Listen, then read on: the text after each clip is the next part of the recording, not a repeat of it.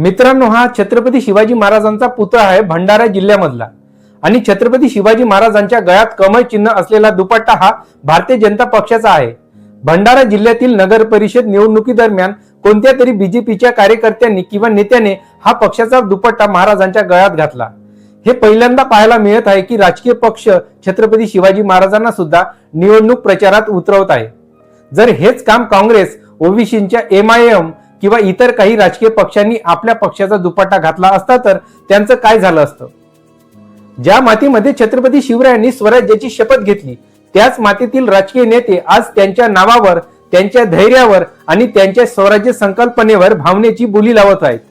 अचानक काही नेत्यांना 200-300 वर्षापूर्वीच्या इतिहासातील प्रत्येक युद्ध, प्रत्येक निर्णय आणि प्रत्येक विरोधक औरंगजेबापासून ते अफजल खानापर्यंत आठवतो।